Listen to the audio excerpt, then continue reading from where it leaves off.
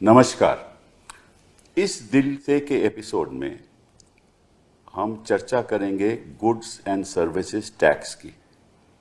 इसकी बारीकियां लोगों को शायद नहीं मालूम।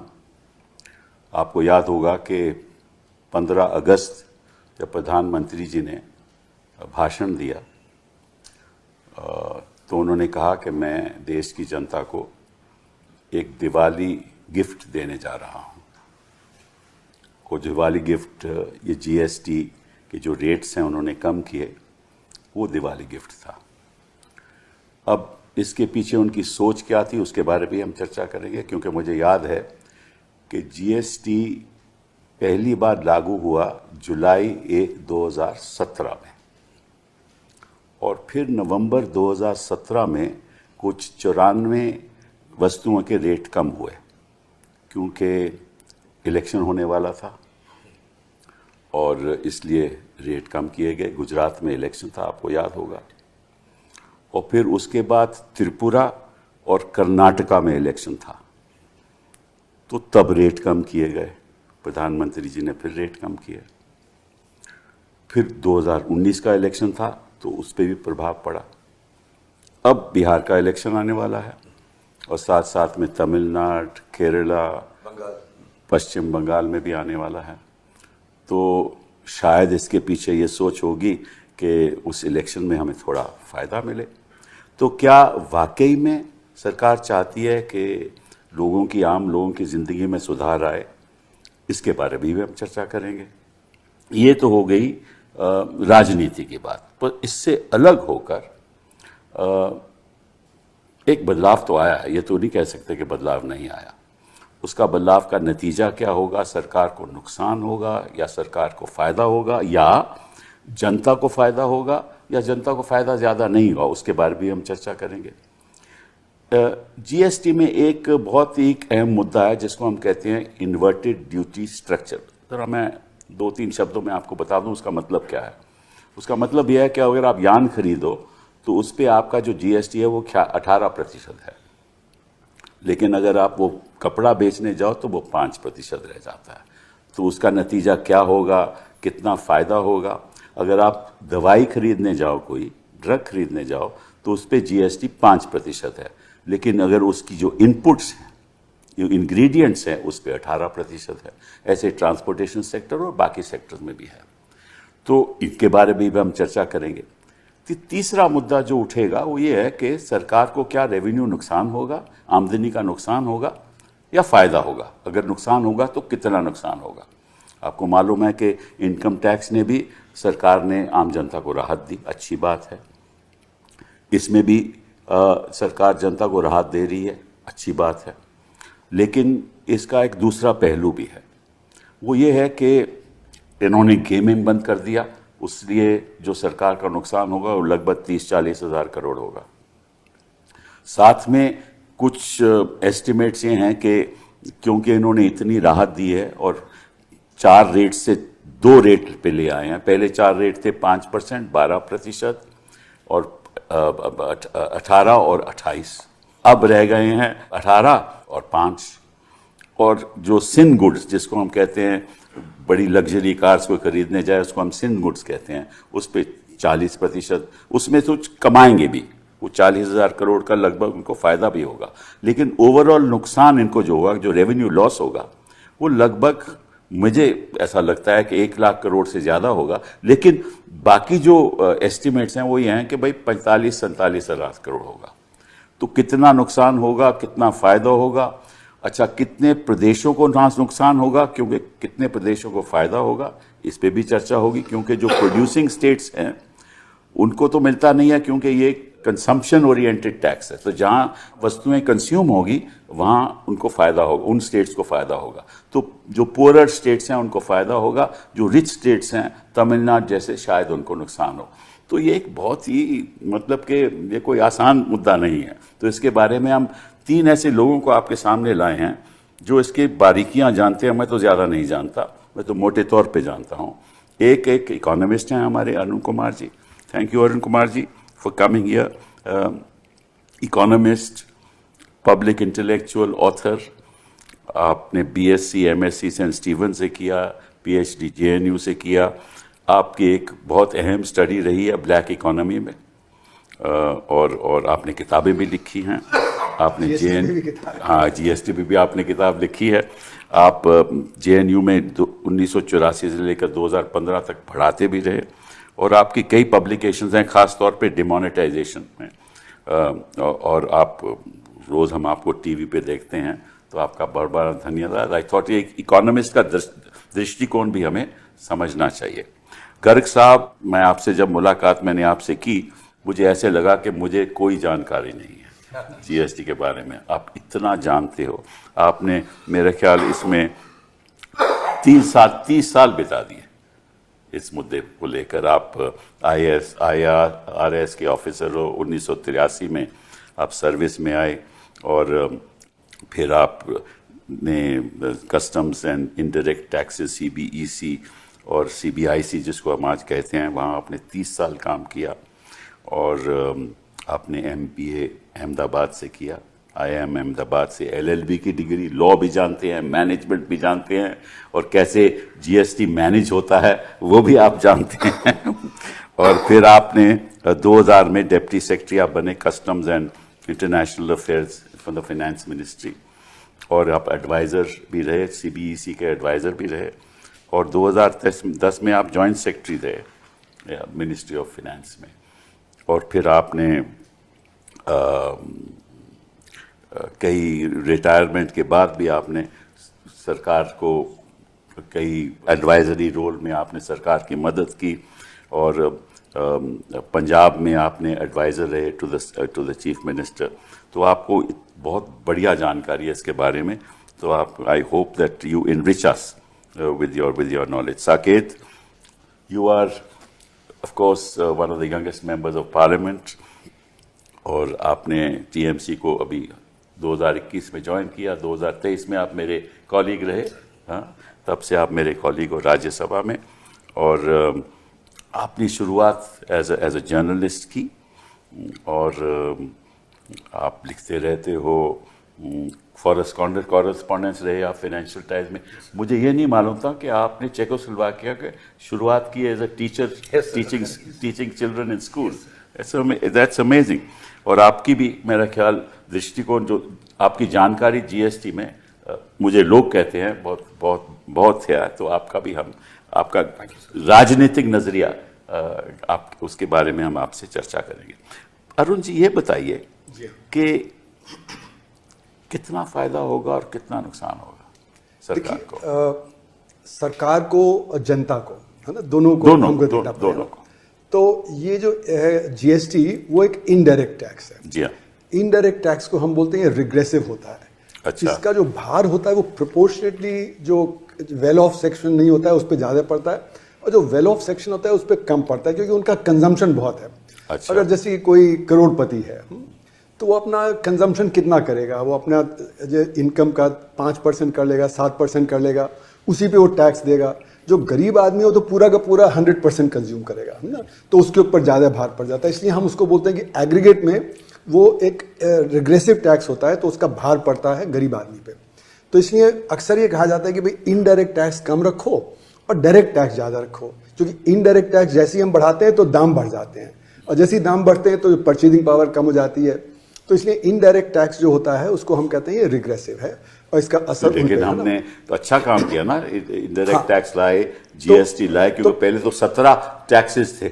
जी हाँ, हमने खत्म किया, तो अच्छी बात की। नहीं, वो तो ठीक है कि हमने उसको एक तरह से इनडायरेक्ट टैक्सेस को एक कंबाइन करके वो किया।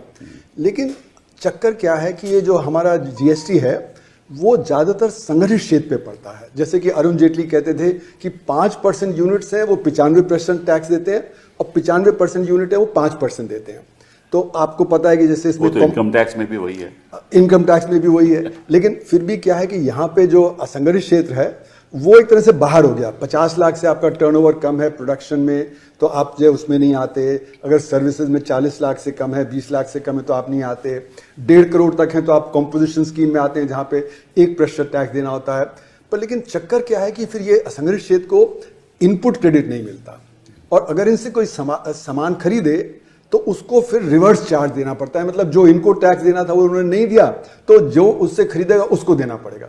तो बड़ी इकाइयां जो हैं वो फिर इनसे माल नहीं खरीदती। अच्छा। तो हमारी डिमांड जो है वो शिफ्ट कर गई असंगठित क्षेत्र से संगठित क्षेत्र की तरफ। तो इससे संगठित क्षेत्र तो बढ़ा, पर असंगठित क्षेत्र में गिरावट है।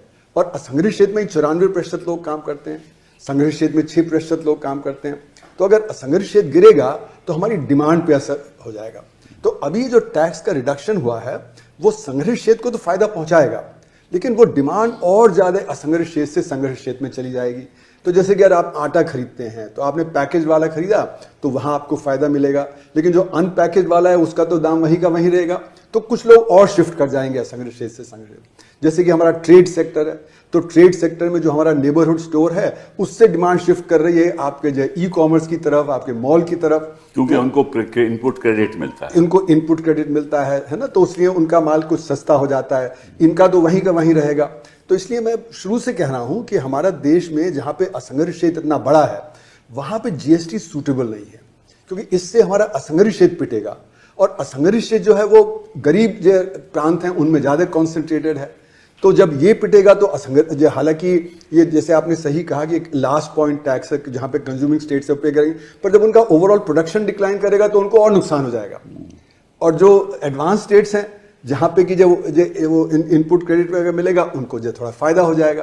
तो इसलिए गैर बराबरी इससे बढ़े, तो आम जनता के लिए नुकसानदेह है। तो जो आम जनता जो 94% असंगठित क्षेत्र वाले हैं ना, वो जब उनका जॉब लॉस होगा तो उनकी परचेजिंग पावर कम होगी तो उनका नुकसान होगा।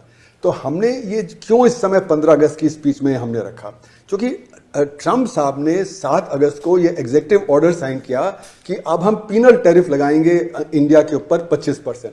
तो उससे हमारा ट्रेड एकदम गिरने वाला है। जो एक्सपोर्ट जो 4.5 लाख करोड़ का हमारा ट्रेड है, मतलब ट्रेड तो और भी ज्यादा है, लेकिन 4.5 करोड़ जो लाख करोड़ है उस पे हमारा जो ट्रेड कम हो जाएगा, क्योंकि वहां पे 25% और अतिरिक्त लग गया है, तो उससे डिमांड कम होगी। तो ये भी एक राजनीतिक फैसला था आपके? बिल्कुल, ये राजनीतिक है, क्योंकि एकदम से किया गया ये ना। और जो डिटेल्स वर्कआउट करने चाहिए तो डिटेल्स वर्कआउट नहीं किए। जैसे कि आप बता रहे हैं कि कई चीज़ों में प्रॉब्लम आएगी कि कहीं 18% टैक्स है लेकिन वो इनपुट्स पे जो टैक्स ज़्यादा है, तो उससे जो रिवर्स जो इन्वर्जन हो जाएगा, तो जो रिफंड भी नहीं मिलेगा, हाँ, टाइम से मिलेगा। तो ये सारी चीज़ें वर्कआउट करने की थी, पर लेकिन एकदम से इनको लगा कि अब हमारे यहाँ डिमांड कम हो जाएगी एक्सपोर्ट की, वो 4.5 लाख करोड़ की कम होगी, तो यहाँ पे हम कुछ छूट दे देंगे और उससे फिर इलेक्शन में भी बाद में फायदा पहुंच सकता है।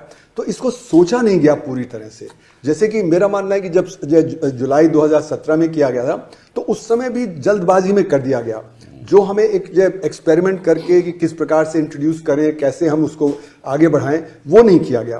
तो इसलिए मेरा मानना है कि एक तो सरकार को भी लॉस होगा, रेवेन्यू लॉस तो डेफिनेटली होगा, क्योंकि आपका जब टैक्स कम आएगा तो फिर आपका वो रेवेन्यू कम होगा।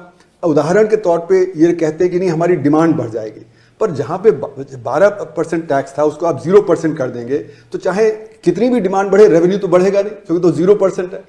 तो उसी तरह कारों पे अगर आपने 28% से 18% कर दिया तो आपका जो टैक्स रेवेन्यू है वो 35% गिर गया, लेकिन जो कंज्यूमर है उसको तो 5% ही फायदा हुआ। तो 5% जो प्राइस का फायदा होगा तो उससे वो डिमांड 3 गुना नहीं बढ़ेगी, थोड़ी बहुत डिमांड बढ़ेगी पर उतनी नहीं बढ़ेगी। गर्ग साहब ये बताइए कितना नुकसान होगा सरकार को आपके हिसाब से? ओके, क्या ये जो 4 रेट्स में 2 रेट कम हुए हैं इसका पीछे सोच क्या है? क्या कितना नुकसान होगा सरकार को और कितना फायदा होगा कंज्यूमर को आपके नजरिए से? सर पहले रेट्स को समझ लेते हैं। जब 17 में ये आया टैक्स तो सरकार ने रेट्स कैसे निश्चित किए? सरकार ने सब टैक्सेस जो जीएसटी से पहले लगते थे उनको टोटल किया और जो क्लोजेस्ट रेट बैठा उसमें डाल दिया। तो सर जो स्टेट्स थी वो वैट लेती थी, कोई 12.5, कोई 14, कोई 15 और एक्साइज थी 12 ऑन दी नेट वैल्यू। तो उन्होंने कहा 26-27 से लेकर 31 तक बैठ रहा है, 28 बना दिया।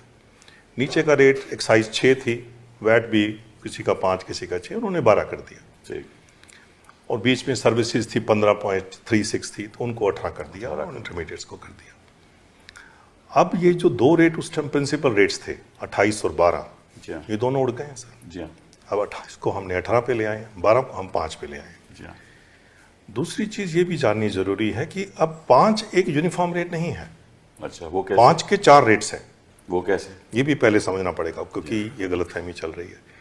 एक तो 5 वो है जिसको क्रेडिट पूरा मिलेगा, अच्छा, तो that is a genuine GST rate of 5%। अच्छा, उसके बाद वो है जिसको सिर्फ इनपुट सर्विसेज का क्रेडिट मिलेगा। अच्छा, वो कैसे, जरा समझा दीजिए। मान लीजिए मैंने कोई सर्विस आगे दी, मेरे को पीछे से कुछ सर्विस आ रही है, सर्विसेज का ले लूंगा, गुड्स का और कैपिटल गुड्स का नहीं मिलेगा। सर्विसेज की बात कर रहे हैं। सर्विसेज में मिलेगा 5। कुछ में बिल्कुल क्रेडिट नहीं मिलेगा। अच्छा, मैंने मना कर दिया कि आपका 5 रेट है, बिल्कुल क्रेडिट नहीं मिलेगा। अब उस पर इम्पैक्ट तो ज्यादा है ना सर, वो करेक्ट। तो किसी ना किसी फॉर्म में लेगा। फिर जो पहली फॉर्म है जिसको 5 फुल क्रेडिट भी दिया है, वो हो सकता है 5 में इन्वर्टेड ड्यूटी स्ट्रक्चर हो, जैसे मैंने बताया, आपने बताया। अब उसको रिफंड सिर्फ गुड्स का मिलेगा, इनपुट्स का। अच्छा, उसको सर्विसेज का रिफंड नहीं मिलेगा उसको। ओह, आई सी। तो अब उस पे तो वो नुकसान हो जाएगा उसको वेस्ट हो जाएगा। तो उसके ऊपर जो इफेक्टिव टैक्सेशन है वो 5 ना होके 7, 8 कुछ भी हो सकती है, डिपेंडिंग कि उसकी इनपुट्स कितने पे आ रही है। अब ये एक अलग कॉम्प्लिकेशन है। अगर आप इंडिया की इंडस्ट्री उस पे मान लो 7 या 8 भर रही है, इंपोर्ट तो 5 पे आ जाएगा सर। जी हाँ, बिल्कुल। तो ये चीजें जो हैं ये खो रही हैं इन चीजों में। ये जो हुआ है इसमें बहुत चीजें सॉल्व हुई हैं। अब 17 में मैं आपको एक एक्सट्रीम एग्जांपल अच्छाई भी है, लेकिन नुकसान के बारे में नुकसान भी है कि इसको किया जा सकता था कंट्रोल। जैसे मैं आपको पहले एक एग्जांपल देता हूँ, 17 में ये हुआ। अगर मैं मिठाई में प्रसाद लेता था, प्रसाद तो मैं वो भगवान को चढ़ाऊंगा, वो 0 ड्यूटी था। करेक्ट। अगर मैं उस प्रसाद को मिठाई की तरह खाता था तो 5 था सर। करेक्ट। अगर वो प्रसाद चिक्की की फॉर्म में था तो 12 था। प्रसाद नहीं, मिठाई थी। चिक्की होती थी तो 12 थी। कुछ और खाने की आइटम थी तो 18 थी। अगर उसमें चॉकलेट डल गई तो सर वो 28 था। अब सरकार ने ये बहुत कमाल की बात की है कि अब एरेटेड बेवरेजेस को छोड़ के हर चीज या तो 5 है या तो 0 है। जी हाँ। तो अब ये झगड़े थे रोटी वर्सेस पराठा वर्सेस ब्रेड, वो खत्म हो गए। उस तरह की चीजें सर सब खत्म। बहुत अच्छी बात होगी। वो सब अच्छी बात होगी। वो झगड़े थे। अब जब 5 का टैक्स होगा सर, उसमें जनरली अगर आप एक पूरे भारतवर्ष की एवरेज ले 3, 3.5, 4% का इनपुट क्रेडिट होगा, तो लोग आपको कोई बहुत ज्यादा टैक्स नहीं देने वाले, 1-1.5% है। और मेरे ख्याल से इसका फायदा भी है, नुकसान भी है। फायदा तो ये होगा कि बहुत लोग कहेंगे जीएसटी में रजिस्टर ही कर लेते हैं, उसका एक फायदा है बहुत ज्यादा। लोग डिक्लेरेशन करेंगे और इकोनॉमी जिसको हम बोलते हैं फॉर्मलाइज हो जाएगी। और दिक्कत यह है कि इसके साथ अगर हम सिंप्लीफाई ना करें, लोगों को तकलीफ हुई रहे और एक जिसको हम इंस्पेक्टर राज कहते हैं और वो चालू रहे, तो लोग घबराएंगे। तो ये हमें कंसेशन तो आ गया है, रिफॉर्म के लिए 4 स्टेप और लेने की जरूरत है। तो मतलब ये कंसेशन है लेकिन पूरी तरह से रिफॉर्म नहीं है। कुछ तो जैसे मैंने आपको क्लासिफिकेशन डिस्प्यूट का बताया, क्या ये रिफॉर्म है? इनकम्प्लीट है सर। जैसे हम बॉल बी में ले गए हैं, जो हॉकी में गोल करना होता है ना सर, करेक्ट, वहां चूक गया थोड़ा सा। करेक्ट। और दूसरा आपने सवाल ये रेज किया था कि रेवेन्यू लॉस। हाँ, वैसे तो जैसे कहते हैं proof of the pudding is in the eating sir, अब ये फिगर्स सूनर और लेटर आएंगे।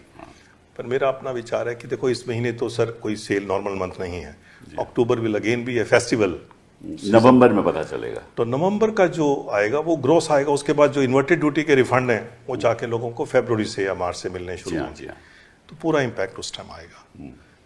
पर एक जैसे होता है कि भाई बॉल पार्क नंबर सोचते हैं कि आप क्या होगा, उस पर मैं सिर्फ ये चाहता हूँ कि जैसे मान लीजिए आप उस प्रोडक्ट को ले लीजिए, 2 व्हीलर्स को ले लीजिए या छोटी कार को ले लीजिए कि 28 से 18 हो गया। जी हाँ।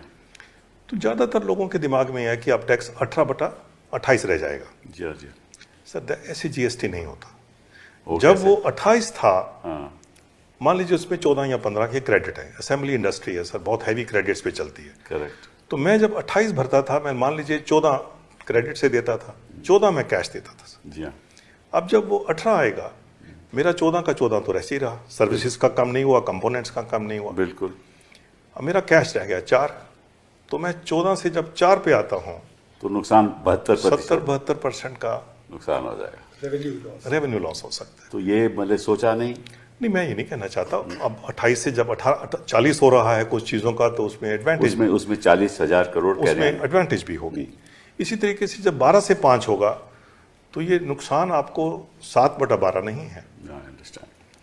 उसमें अब आपको product to product, service to service वो देखना पड़ेगा। बट ऐसा कुछ लग रहा है कि शायद बाकी इकोनॉमी कितनी बढ़ेगी, आफ्टर ऑल सरकार में हम एक बात कहा करते थे कि सरकार की बॉटम लाइन प्रॉफिट नहीं होती सर, सरकार की बॉटम लाइन होती है फिस्कल डेफिसिट। करेक्ट। बजट में लास्ट। अब ये जितना भी लॉस हो, 48,000 बोला है सरकार ने 23-24 के हिसाब से, इस साल अगर आप उसको थोड़ा एक्स्ट्रापोलेट करेंगे तो वैसे ही 60,000 करोड़ बन जाएगा। अब ये 60 हो या ज़्यादा हो, ये पैसा कुछ लोग कहते हैं 1 लाख के लगभग रहेगा। से 1 लाख ले लीजिए। अब वो 1 लाख जब सरकार कम करेगी तो सरकार कम खर्चेगी या तो फिस्कल डेफिसिट बढ़ाएगी। करेक्ट। नहीं, फिर कोई सोशल सेक्टर में खर्चना तो जरूरी है ना। तो सर अगर आप पिछले 2-3 साल का बजट देखें तो expenditure as a proportion of GST GDP वो बढ़ा नहीं, घटा है सर। घटा। अगर वो घटेगा और इधर कंजम्पशन बढ़ेगी, अब इसका जीडीपी पे क्या इम्पैक्ट होगा ये सर फ्यूचर बताएगा। आप बताएंगे क्या इम्पैक्ट होगा? सर इसमें जो सबसे बड़ी दिक्कत है वो ये है कि जीएसटी का जो टैक्स, क्योंकि पहले जैसे आपने कहा वैट था, एक्साइज था स्टेट्स का, वो हटा के यूनिफाइड स्ट्रक्चर जीएसटी का किया गया। तो इसमें से आधा पोर्शन जो है वो स्टेट्स को जाता है, आधा पोर्शन सेंटर के पास रहता है। अब सर आप शिक्षा देखने जाएंगे, एजुकेशन, हेल्थ केयर, ये सब स्टेट सब्जेक्ट्स हैं कॉन्स्टिट्यूशन में।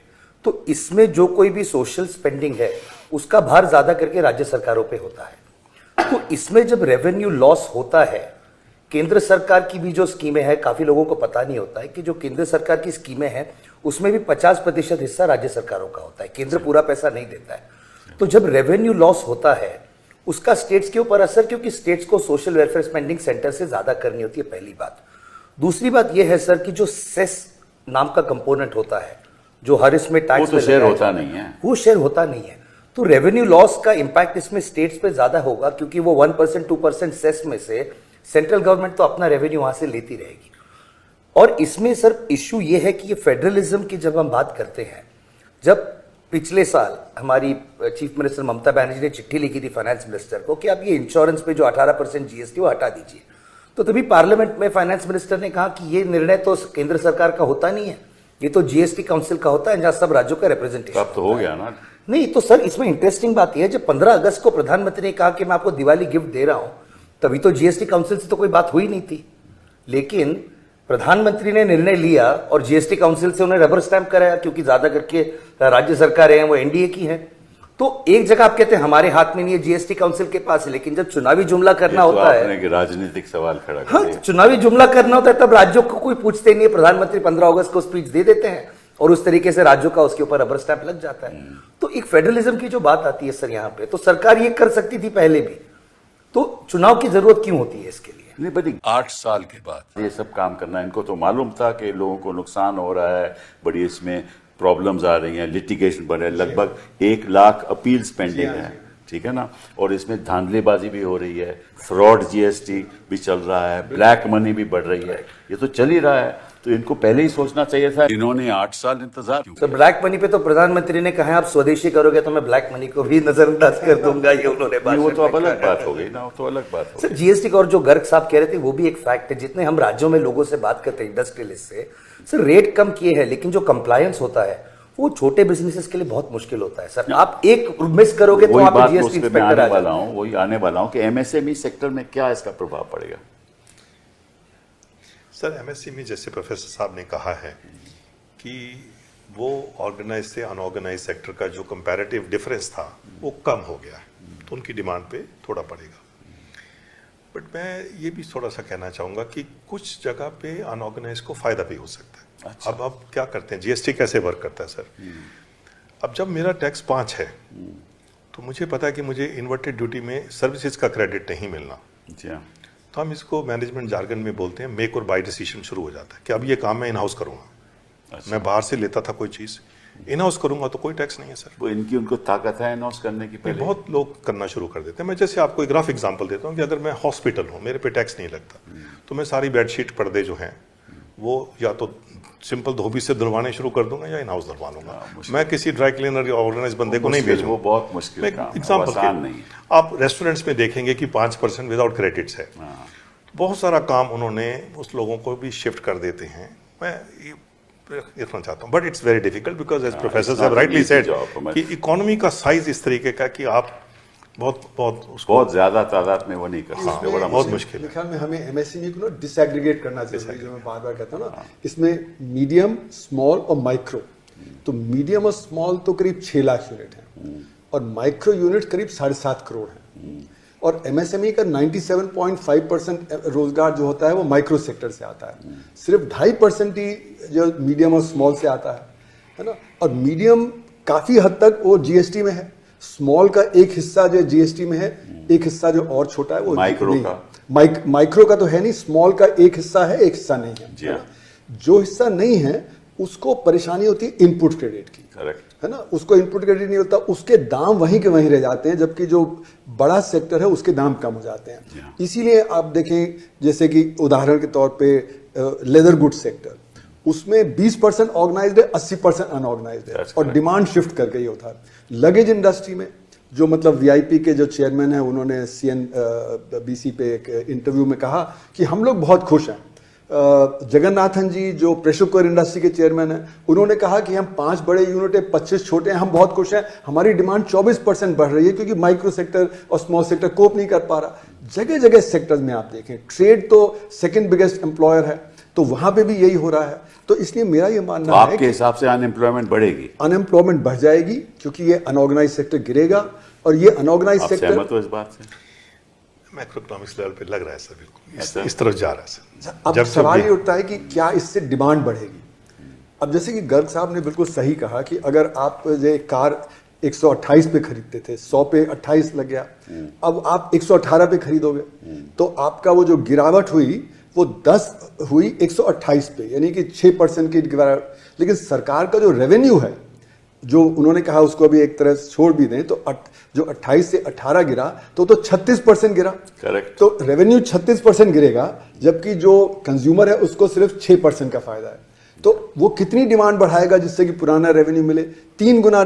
तो 3 गुना तो कारों की डिमांड बढ़ने वाली नहीं है एकदम से, तो रेवेन्यू लॉस तो अभी होना तो ही। गर्ग साहब ने कहा कि इसकी असली जो इसका प्रभाव है वो पता चलेगा फरवरी मार्च। पर हमको तो अभी थियोरेटिकली भी ये लग रहा है कि जो रेवेन्यू लॉस है वो काफी होगा, जो अभी कैलकुलेट नहीं किया जा रहा। और जैसे गर्ग साहब ने सही बोला कि 2023-24 के ही आंकड़े डिसएग्रीगेटेड हैं, उसके आधार पे 48,000 करोड़ रुपए बताया गया है ना। Correct. पर लेकिन उनका ये 48,000 करोड़ जो है वो नेट है, क्योंकि जो आप देखें तो कई चीजों में लॉस होगा, कुछ चीजों में जहां पे 28 से 40 है वो बढ़ जाएगा।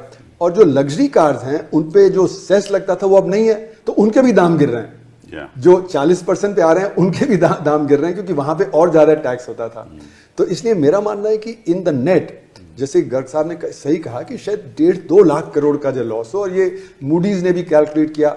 अब सरकार जो डिसएग्रीगेटेड डेटा देती नहीं तो हम लोग उस पर रिसर्च नहीं कर पाते, डिसएग्रीगेटेड डेटा होता है तो हम उसमें भी और कैलकुलेट करते। तो इसलिए जो रेवेन्यू लॉस होगा वो मतलब स्टेट्स के ज्यादा होगा। अब सरकार को बड़ी सेंसिटिविटी है, वो कहते हैं रेवेन्यू लॉस मत टर्म यूज करो। अरे रेवेन्यू तो लॉस हो रहा है ना, आप वो कह रहे हैं कि रेवेन्यू लॉस नहीं, सेस बढ़ा देंगे। नहीं, सेस तो बढ़ाएंगे ही, लेकिन कहने की बात यह कि जो स्टेट्स को लॉस है, स्टेट्स को इसका ऑब्जेक्शन करना चाहिए था वहां पे जीएसटी काउंसिल में। नहीं। बाहर आके तो उन्होंने कहा, लेकिन पॉलिटिकली वो को ऑब्जेक्शन करना बड़ा मुश्किल नहीं, है। देखिए 2 चीजें सेपरेट करने की हैं। एक तो ये कि आपने टैक्स रेट कम किए, उसको तो कोई अपोज नहीं कर सकता, क्योंकि उससे बेनिफिट होगा। टैक्स रेट कम करना एक चीज है और रेवेन्यू लॉस होना दूसरी चीज है। तो आपको रेवेन्यू लॉस जो है उसमें आपका, जैसे उन्होंने सही कहा कि हमें तो सारे सोशल सेक्टर्स पे खर्च करना है, शिक्षा पे, स्वास्थ्य पे, रोजगार पे, सब पे। तो वो जब कम होगा तो उससे हमारी अर्थव्यवस्था में और परेशानी आएगी, क्योंकि जो 4.5 लाख करोड़ रुपए का हमें जो एक्सपोर्ट में लॉस होगा वो 48,000 करोड़ कंपेंसेट नहीं कर सकता। और खासकर अगर असंगठित क्षेत्र में और गिरावट होती है और परेशानी होगी। और जैसे गर्ग साहब ने कहा कि अगर आपका फिस्कल डेफिसिट बढ़ा और उसके एवज में फिर आपने जो हेल्थ पे, एजुकेशन पे और रूरल एम्प्लॉयमेंट गारंटी स्कीम पे काट दिया, तो आपका तो अनएम्प्लॉयमेंट और बढ़ जाएगा, तो और ज्यादा फिर जो लॉस हो जाएगा, तो डिमांड तो आपकी उतनी जनरेट होने वाली नहीं। तो मेरा यह मानना है कि जल्दबाजी में किया गया है, पूरी तरह सोचा नहीं। ट्रंप साहब ने साइन कर दिया 7 अगस्त को, तो तुरंत 15 अगस्त को अनाउंस कर दिया, है ना। उसके पीछे काफी सोचना चाहिए था। गर्ग साहब ने बहुत सारे ये सोच थी ना कि आपके जो जेम्स एंड ज्वेलरी के उन्होंने 50% कर दिया, तो वो बिजनेस खत्म हो जाएगा, टेक्सटाइल में बड़ा नुकसान हो जाएगा, श्रिम्प्स में नुकसान होगा, फिशरीज में नुकसान हो जाएगा।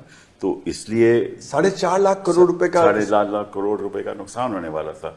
तो ये शायद कुछ नुकसान कम करने के लिए, लेकिन मुझे लग रहा है कि प्रधानमंत्री के स्माइल करने से शी के साथ शायद ट्रंप पे कुछ प्रभाव पड़ा है, तो उन्होंने सोचा कि वापस मैं अपने टेबल पे आके इनसे बातचीत करने लगूं। तो अब देखते हैं कि क्योंकि लिटनिक ने तो कहा है कि जब तक आप रशिया से ऑयल खरीदना बंद नहीं करोगे तब तक ये 50% लागू रहेगा, ठीक है ना। तो उनकी दो कंडीशंस हैं जो हम नहीं मान पा रहे। एक तो कृषि का बाजार खोलना, क्योंकि वहां तो आप देखिए तो 85% हमारे किसान वो छोटे किसान है, 5 एकड़ से। वो तो वैसे अमेरिकन को भी मालूम है। देखिए पहली बात की बात नहीं है, कई सालों से कॉटन में तो हमने कर दिया, कॉटन में तो हमने 11% से 0% कर दिया, और कॉटन जो ग्रोअर है वो परेशान है, गुजरात में खासकर। लेकिन एग्रीकल्चर कृषक जो हैं वो इसी बात से परेशान है कि क्या हम उस पर नेगोशिएशन करके उसको रिड्यूस कर देंगे, वो परेशान है। रशिया से हमारा स्ट्रेटेजिक रिलेशनशिप है, अगर हम उससे ट्रेड कम करते हैं, हमारी S-400 मिसाइल है,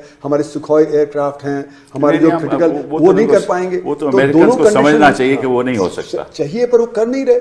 बार बार कह रहे हैं कि जैसे वांस ने भी कहा और उन्होंने कहा कि आप स्ट्रेटेजिक पार्टनरशिप चाहते हैं पर you are not behaving like a strategic partner, है ना। ये बताइए इससे, क्योंकि जब ये ऐलान हुआ था आपको याद होगा नवंबर 8 में, मैं कोई राजनीतिक सवाल नहीं कर रहा, नवंबर 8 में प्रधानमंत्री ने जब डिमोनेटाइजेशन की तो यही कहा कि ब्लैक मनी ख़त्म हो जाएगी और ये सब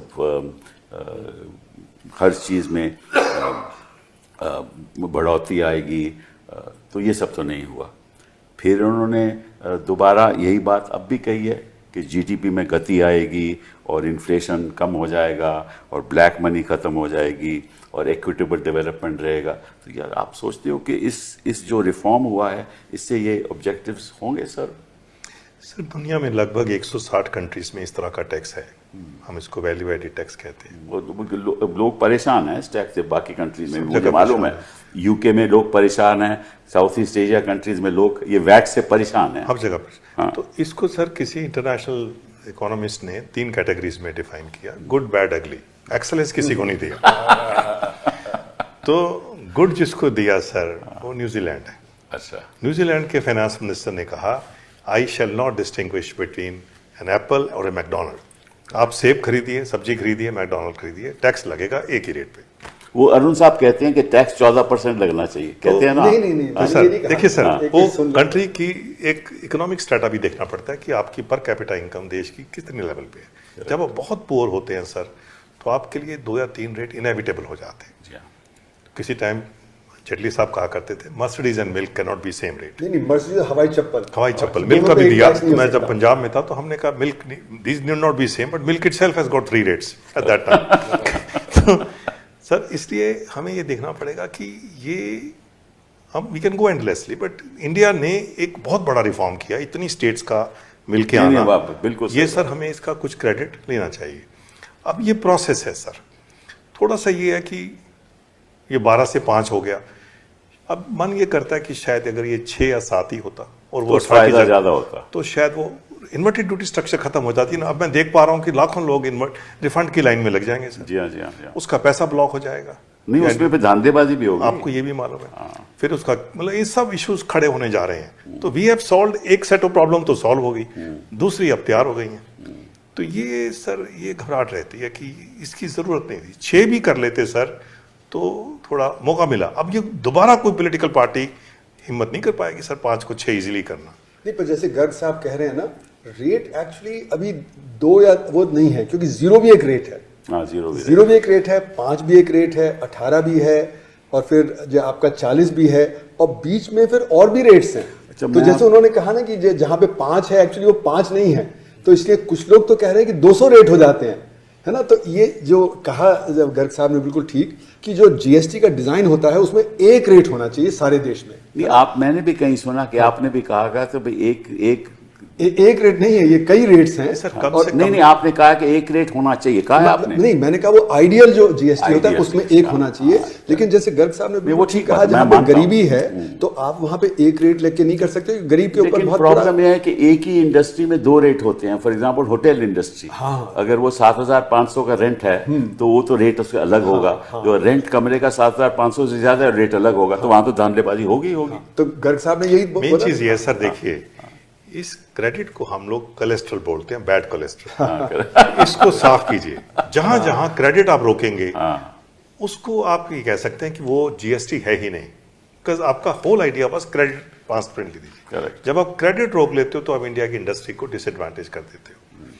तो उस तरीके से अगर आप देखो सर, आज शायद half the GDP is not in GST. देखो अल्कोहल, पेट्रोलियम, तो रियल एस्टेट, ये सब तो वैसे अगर वो ले आओगे जीएसटी में तो सरकार जो वैसे ही मर जाएगी, हेल्थ, सरकारों के पास तो कुछ पैसा ही नहीं रहेगा। आप देखेंगे सर लाइन से ये जो चीजें रुक रही है ना सर, मैं वरीड रहता हूँ कि ये कब सफाई होगी। तो अब आप देखेंगे जैसे ट्रांसपोर्टेशन ले लीजिए sir, it was one of the very bad sectors in terms of the tax rate. सरकार ने 2 रेट कर दिए, 5% विदाउट क्रेडिट और 18 कर दिया।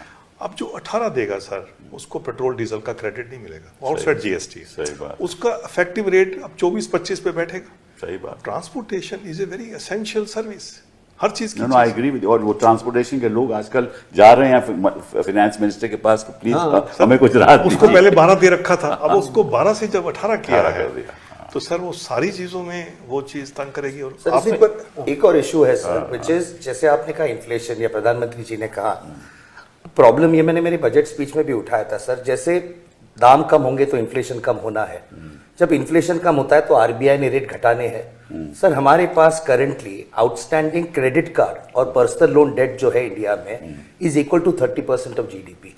चीजों के दाम कम हो जाएंगे, अनएम्प्लॉयमेंट जैसे सर कह रहे बढ़ती जाएगी, लोग ईएमआई पे इलेक्ट्रॉनिक्स खरीदना शुरू करेंगे, इंटरेस्ट रेट कम होंगे, ज्यादा कर्जा लोग उठाएंगे, कंजम्पशन, इनकम तो है नहीं, लेकिन कंजम्पशन जब बढ़ेगा, वो अगर डेट ड्रिवन कंजम्पशन होगा तो हमारे क्रेडिट कार्ड, पर्सनल लोन की आउटस्टैंडिंग डेट इतनी बढ़ती जाएगी, और उसमें अगर डिफॉल्ट हो गया तो बैंकों को वहां पे नुकसान होगा सर। ये भी बात सही है। And that is something that the government has not thought about. अब इंटरेस्ट रेट गिराओगे, चीजें कम होंगी, लोग उधार पे मोबाइल खरीदेंगे, उधार पे गाड़ियां, बाइक्स खरीदेंगे, तो वो पैसा चुकाएंगे कहां से, अगर एम्प्लॉयमेंट नहीं बढ़ रहा है, वहां पे इनकम नहीं बढ़ रहा है। जैसे आपने कहा ना, काले धन की अर्थव्यवस्था पे असर, ये एक बड़ा मुद्दा था कि जीएसटी लाएंगे तो वो एक इंटरलॉकिंग होगा इनपुट आउटपुट का, तो उससे जो काले धन की अर्थव्यवस्था कम हो जाएगी, लेकिन वो हुआ नहीं। जैसे कि गर्ग साहब ने सही कहा कि जहां पे आप उनको एग्जाम कर देंगे तो चेन ब्रेक हो जाती है। जब चेन ब्रेक हो जाती है तो फिर आप वो कर सकते हो, क्योंकि चेन ही जो आपको रोक रही है। दूसरी बात यह है कि आपने इसको बहुत कॉम्प्लिकेटेड बना दिया। जैसे आपने सही कहा कि आप जब 7,500, पहले तो 5,000 और ये सब था, अब 7,500 कर दिया, तो मिस क्लासिफिकेशन होगा। इसीलिए लोग कहते हैं कि भाई एक रेट ही होना चाहिए ना, नहीं तो आपका मिस क्लासिफिकेशन होगा, उस पर काले धन की अर्थव्यवस्था चलती है। फिर जैसे कि आप ट्रांसपोर्ट कर रहे हो, है ना, तो ई बिल का चक्कर है, तो वहां पे बहुत सारे फर्जी ई बिल हो रहे हैं। फिर आपका जो फॉल्स, मैं तो कई केस ऐसे करता हूं जहां ये सब धांधलेबाजी हो रही है। इनपुट क्रेडिट है, उसमें फेक कंपनीज सेटअप हो रही है ढेर सारी, आप रोज पकड़ते रहते हो। और एक बार तो पार्लियामेंट में ही जो वो फाइनेंस मिनिस्टर कहा कि 2 लाख करोड़ का तो लॉस हो गया ब्लैक इकोनॉमी की वजह से। तो इससे ब्लैक इकोनॉमी रुकी नहीं, हालांकि होना चाहिए था, पर क्योंकि इतनी कॉम्प्लिकेटेड स्ट्रक्चर है, उसमें दसियों तरह से आप मैनिपुलेट करके काली कमाई कर सकते हो। और जैसे कि अगर आप देखें तो हमारे यहाँ जैसे ये करीब 2-2.5 करोड़ हैं जो रजिस्टर्ड हैं, पर एक्चुअली में अगर आप देखें तो हमारे यहाँ जो बिजनेसेस हैं वो तो करीब 8-9 करोड़ हैं। तो अभी 8-9 करोड़ जो बिजनेस है वो तो उसमें 2-2.5 करोड़ ही इसमें आए हैं, और वो भी जो गड़बड़ी कर रहे हैं क्योंकि उसमें फेक कंपनीज वगैरह सेटअप हो रही हैं। तो इसलिए ये जो सिस्टम जो है हमारा, वो असल में एक हाफ बेक्ड है। तो कहने के लिए 160 देशों में जीएसटी है, लेकिन किसी भी अर्थव्यवस्था में इतना बड़ा असंगठित क्षेत्र नहीं है जैसा हमारे यहाँ। तो जो असंगठित क्षेत्र है उसकी एक स्पेशल रिक्वायरमेंट होती है, तो इसलिए जीएसटी की बड़ी परेशानियां चलती रहेंगी, और इसीलिए सोच समझ के इसको इंप्लीमेंट करना चाहिए था। लेकिन क्योंकि ट्रंप साहब ने साइन कर दिया तो इसमें 15 अगस्त को अनाउंस हो गया और कर दिया, क्योंकि अगर इतना ही भला था तो पहले भी आप ये सब कर सकते। ट्रंप साहब मतलब के युद्ध भी रुकवा सकते हैं और आपका जीएसटी स्ट्रक्चर भी बदलवा सकते हैं। नहीं, जीएसटी पे आपसे अनाउंसमेंट भी करा सकते हैं कि आपने जीएसटी पे अनाउंसमेंट कर दिया। सर एक राजनीतिक बात बस कहना चाहूंगा, जरूर कहिए। अब जीएसटी रिफॉर्म की हम बात करते हैं, जो गर्ग साहब कह रहे थे कि एक रिफॉर्म आप यहाँ पे, लेकिन जो प्रोसेस है उस पे नहीं हो रहा है। सर रिफॉर्म भी किस तरीके से होता है? इस बार पिछले सेशन में इनकम टैक्स बिल को अमेंड किया गया रिफॉर्म के तौर पे। सर जब बिल पास हुआ तभी विपक्ष का कोई वहां पे बैठा नहीं था उसमें, ना उसके ऊपर वोटिंग कर पाए कोई, और आपने 5 मिनट में, 4.5 मिनट में लोकसभा में वो पास हो गया इनकम टैक्स रिफॉर्म बिल, जो 600+ क्लॉजेस का है। तो ये रिफॉर्म कि जहां पर सरकार ही बिल लाती है और सरकार ही पास कराती है, जहां विपक्ष की कोई भूमिका ही नहीं होती है, ऐसे रिफॉर्म से फिर बाद में जाके बैकफायर करते हैं। ये डिमोनेटाइजेशन की बात सरकार ने सीखना चाहिए था, लेकिन अभी भी सरकार नहीं समझ रही कि आप कंसेंसस के साथ कीजिए। ये आप यूनिलैटरली अगर करोगे इस तरीके से बुलडोज करके, तो आपने कृषि कानून के साथ किया, उसका नुकसान आपके ऊपर ही रिबाउंड होने वाला है। पर इनकम टैक्स में जो इन्होंने एक तो ये जो डायरेक्ट टैक्स कोड की बात की है ना, वो तो जो आप कह रहे हैं, वो तो दूसरा सब्जेक्ट से अलग है ना। रेट को एडजस्ट किया है, जिससे कि अब जो रेट है वो थोड़ा कम हो गया है, 12 लाख तक की ये सब वगैरह उन्होंने किया है। लेकिन आपके कितने लोगों को फायदा उससे पहुंचेगा? आपके तो 9.5 करोड़ लोग हैं जो या तो TDS फाइल करते हैं या रिटर्न फाइल करते हैं, उसमें जो इफेक्टिव टैक्स पेयर है वो ज्यादा 3 करोड़ वो तो हमें मालूम है ना, तो इसलिए 6.5 करोड़ है वो तो बाहर है। अरुण जी, ये जरा इनकम टैक्स की बात मैं पिछली बार जब GST अनाउंस हुआ था ना, तो जो सोच थी कि टैक्स GDP रेशो बढ़ेगा, यही सोच थी।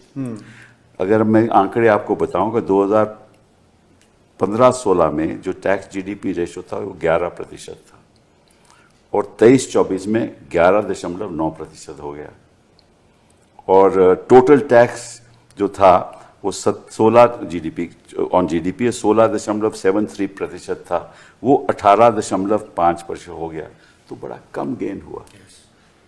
तो जो ये सोच थी कि भाई टैक्स GDP रेशो बढ़ जाएगा, वो हुआ नहीं। उसमें सर देखिए, थोड़ा एक बात हमें सोचनी चाहिए कि 2019 में सरकार ने इनकम टैक्स रेट्स बहुत घटाए। कॉर्पोरेट टैक्स रेट अगर कॉर्पोरेट टैक्स का जो रेट था वो घटाया, पर्सनल इनकम टैक्स थोड़ा बढ़ा भी है, कस्टम ड्यूटीज भी काफ़ी पहले शुरू में बढ़ रही थी, अब तो प्रेशर आ गया, बहुत FTAs वगैरह एंटर हो रहे हैं।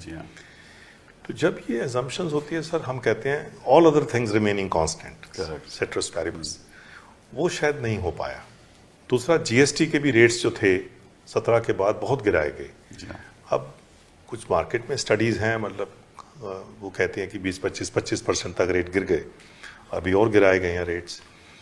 तो वो जो टैक्स टू GDP रेशो है वो अब या तो आप कंप्लायंस से इम्प्रूव करके करिए जो है, या आप कहते हैं कि इकोनॉमिक एक्टिविटी बढ़ेगी।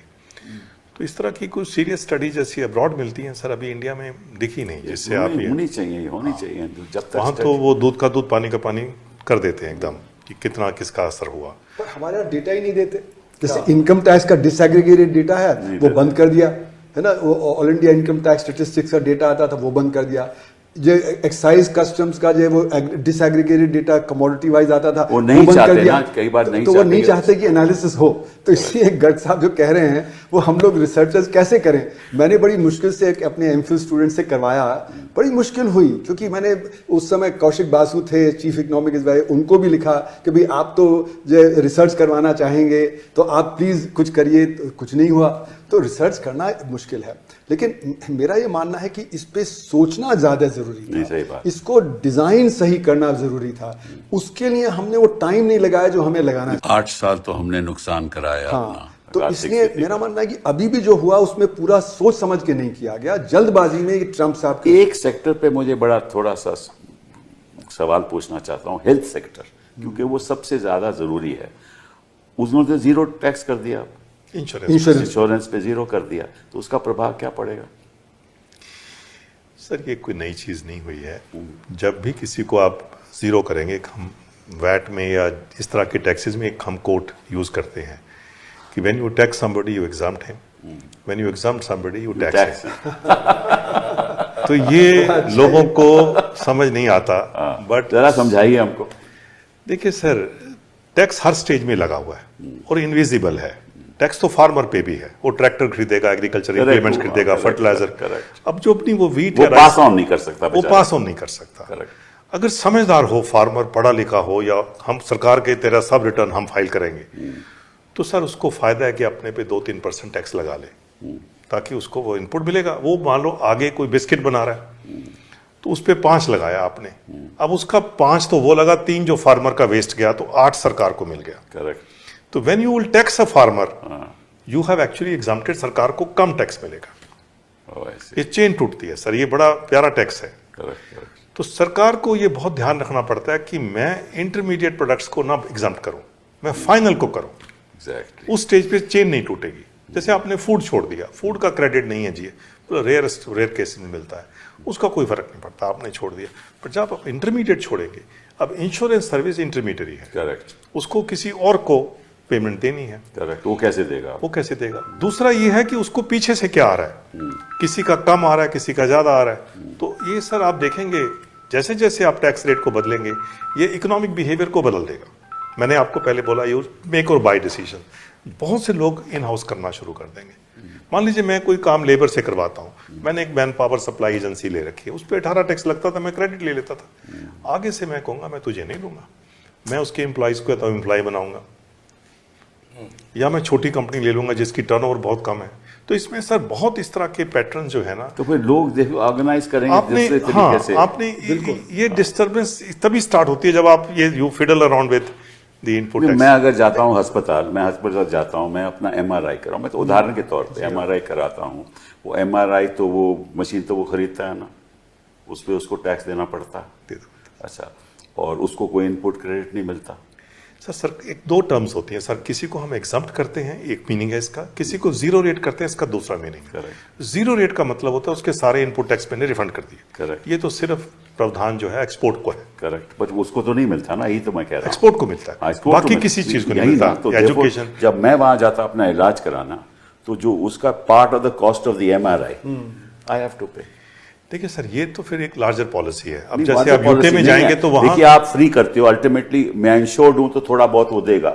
नहीं, जो गर्ग साहब कह रहे हैं ना कि ये है जीएसटी ऑन द सप्लाई, है ना, तो जो मशीन आ गई वो तो ऑलरेडी आपका कैपिटल कॉस्ट में आ गया ना। करेक्ट, तो कैपिटल कॉस्ट के उसमें है, अगर वो सस्ती हो जाए तो भाई सर्विस भी तो 18% है। सर्विस भी तो 18%, वहां भी तो वो आपकी बात इस सेंस में ठीक है कि अगर उस पर टैक्स नहीं होता तो मशीन सस्ती होती तो आपका चार्ज भी सस्ता होता। देखिए सर गवर्नमेंट स्मार्ट होती है, गवर्नमेंट को मालूम होता है कि ये चीजें दिखाने के लिए एग्जाम्प्ट है, मुझे कुछ टैक्स को पीछे से लेना है, इसको कैस्केडिंग कहते हैं। और काफी कैस्केडिंग इंटेंशनली बिल्ड की जाती है कि इतना टैक्स हम क्वाइटली कलेक्ट कर लेंगे, लोगों को पता भी नहीं चलेगा, लोगों को लगेगा कि एग्जाम्प्ट है। वो एक सर्विस भी तो है ना, उसमें तो 18% है ही।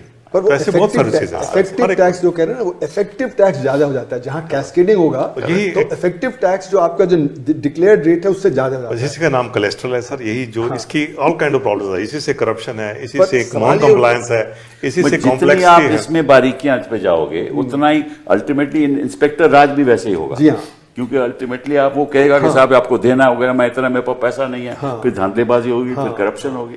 अब जैसे पुलिस की चेकिंग है अगर आपके रास्ते में, तो वो वहां पे प्रॉब्लम हो जाती है, ई-वे बिल में प्रॉब्लम हो जाती है, सभी चीजों में। तो सवाल ये उठता है कि रिफॉर्म क्या होना चाहिए।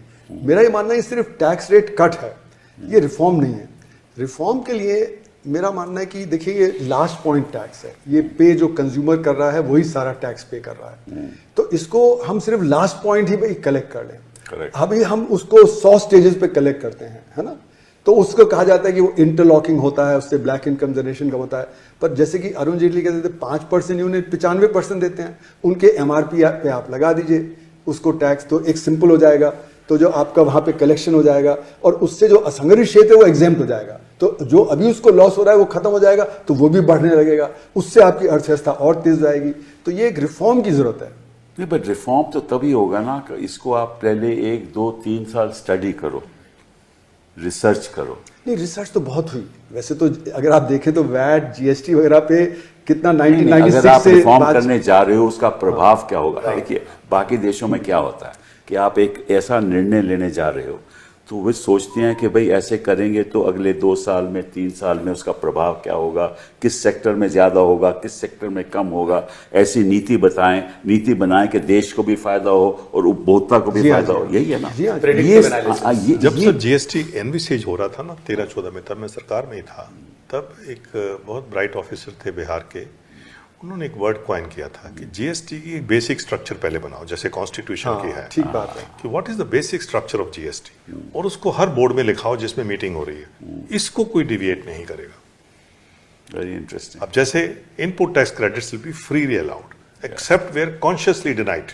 ओके, आप कॉन्शियस कॉल लीजिए कि मुझे इसको इनपुट टैक्स क्रेडिट नहीं देना, एक आधी चीज में होना चाहिए वो। तो वो चीजें जब वो डिजाइन में क्लैरिटी आ जाएगी कि ये 10 चीजें मुझे करनी है या नहीं करनी है, rest can follow. Rates is a very minuscule part. जैसे 2017 में जब ये इम्प्लीमेंट हुआ उस समय भी ये बात उठी थी कि पहले एक्सपेरिमेंट कर लिया जाए थोड़े समय। नहीं, हमने तो बहुत विरोध किया। खैर मैं तो ऑपोजिशन में तब से रहा, हमने बहुत विरोध किया कि आप 4 रेट्स दे रहे हो, इसमें बड़ी प्रॉब्लम आएगी। वो प्रॉब्लम आई। प्रॉब्लम यह है कि हम ये जब निर्णय लेते हैं तो एक हम एडहॉक तरीके से निर्णय लेते हैं कि अभी हम कुछ करना पड़ेगा, तो इसके अलावा कोई अभी उपाय नहीं है। जी हाँ। तो जब ऐसे निर्णय लेते हैं तो फिर नुकसान होता है, फिर डिजाइन ठीक नहीं रहता। असली बात तो ये है। तो निर्णय ठीक है, डिजाइन में थोड़ा प्रॉब्लम है, काफी प्रॉब्लम। हाँ, थोड़ा प्रॉब्लम है। आम जनता को फायदा भी होगा और अनऑर्गेनाइज सेक्टर को नुकसान भी बड़ा होगा, और इस बीच में जो इन्वर्टेड रेट स्ट्रक्चर है उससे करप्शन बढ़ेगा और धांधलेबाजी बढ़ेगी। देखा, मैं आम जनता का जो शब्द है ना वो सही नहीं है, क्योंकि जो असंगठित क्षेत्र वो 94% है, और जो आम जनता हम समझते हैं वो middle class, upper middle class समझते हैं। तो एक थोड़ा सा उसको डिसएग्रीगेट करना जरूरी है। आम जनता मतलब कि जो urban population, let's put it that. Urban में भी तो बहुत अर्बन में भी, हाँ, वो भी है। मतलब लोग तो नहीं, but this is not only design for middle class. तो आम आदमी भी जो आटा वाटा खरीदता है उसके लिए भी तो है ना ये। वो पैकेज आटा वाला सस्ता हो जाएगा, जो इसका मतलब ये तो नहीं कि दूसरा खत्म हो जाएगा। तो फिर भी लोग खरीदेंगे वैसे आटा पैकेज। सारे लोग पैकेज भी नहीं खरीद सकते, कईयों के पास इतना पैसा भी नहीं होता कि पैकेट आटा खरीदें। तो चलेगा, वो थोड़ा दोनों चीजें चलेगी। लेकिन इस चर्चा से ये मुझे लगा कि डिजाइन अभी पूरे तरीके से ठीक नहीं है। इस पे सोच समझ के साथ एक बार बैठ के, जैसे आपने कहा कि इसका असली डिजाइन क्या होना चाहिए, खाका क्या होना चाहिए, ढांचा क्या होना चाहिए, और इसमें इधर उधर की बात नहीं होनी चाहिए। ये इधर उधर की बात हुई है, वो होनी नहीं चाहिए थी। फिर भी थोड़ा बहुत तो अच्छा हुआ। बहुत बहुत धन्यवाद आपका। Thank you.